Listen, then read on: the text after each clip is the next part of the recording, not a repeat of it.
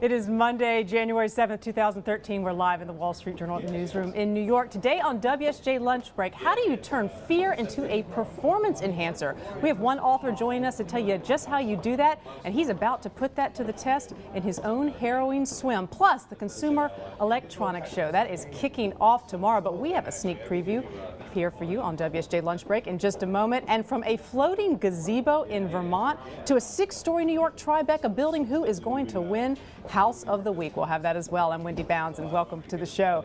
The Consumer Electronics Show, it does not kick off until tomorrow, but we have a sneak preview of some of the coolest gadgets for you right now, coming to you from Kelly Grant. She is live in Las Vegas, and she has been checking out some of these items. She's a senior consumer reporter for MarketWatch. Kelly, welcome. Good morning, Wendy. Good morning. You had a late night last night, but you were playing with a lot of fun toys, I understand. Let's talk about this Focus at Will. How does this work? This is kind of a fun new service. It's free streaming music, and their aim is that they're picking music and putting it in the right sequence that'll help you focus more at work, supposedly. They say it works for about 2 out of 3 people. It's free, so why not give it a try? Kind of an interesting idea, though, for sure. I kind of lost my focus there. Maybe I need to try that. So this is a free service, and what's the rough cost? I mean, the rough time frame on when they're going to launch this? Well, it's in beta right now. They haven't said yet when they're going to move out so it's more publicly available, but many people can sign up for that test. They say they're going to have a subscription service at some point, so there will be the opportunity to pay to get extra features, and those of us that are going for the free route may get to see some, or have to see some ads, rather. All right. Now, for any of us who've been on the train or in the car and we've lost power on our cell phone and we're looking for a device that we can plug it into right there without a plug, actually, tell us about Nectar. This promises it can keep our devices powered for up to 2 weeks. Yeah, it's kind of an unusual. We've seen a lot of these backup batteries coming out in recent years, and this one is unique in that it doesn't require a plug. It uses these little cartridges. They're about like the size of a thumb, and they have butane in them, same stuff that's in your cigarette lighter.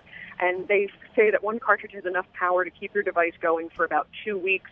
Really ideal, they say, for the business traveler. It's a little expensive, though. It's about $300, whereas a lot of these other battery backups that you see are maybe running $60 to $80. So maybe not worth it for some people unless you really are in a place where you're frequently without plug access. Now, you said butane. Butane's pretty flammable from what I know. Any precautions they've taken there?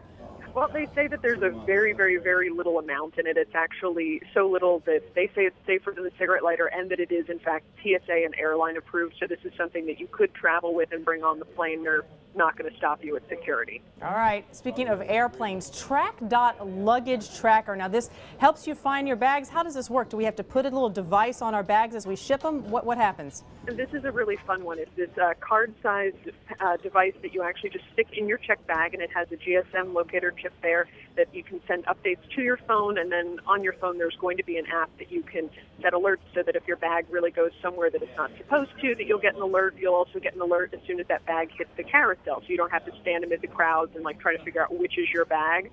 It'll let you know when it's coming, so you can kind of sit back and relax. And that aim, of course, is that if your bag doesn't show up, that you at least know where it is and you can take steps to make sure that you are reunited with it. If only I had that over the holidays, Kelly. What's the rough cost? I mean, is there an annual cost on this, a service fee? This is $50 for the device and an extra $13 a year to use it and track. Now, I know you've been seeing a lot of devices that are really geared toward health and basically monitoring our health through our smartphones and other devices. Tell us about the oximeter. Yes, this is an interesting one. We've seen a lot of similar devices this year where this actually is a little tab that you put on your finger and it tracks your pulse.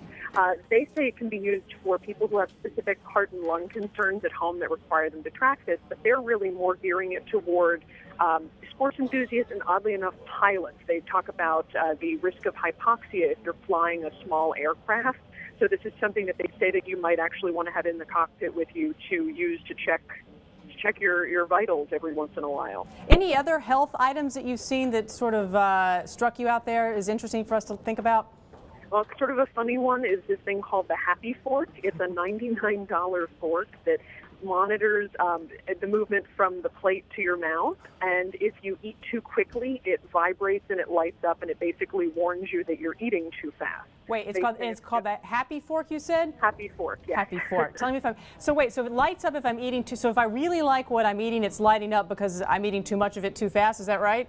Exactly, because they say studies have shown that it takes about 20 minutes for your stomach to tell your brain that you're full. So if you eat too fast, then you're probably eating a lot more than you should. You were already technically full, but your brain just didn't know it yet.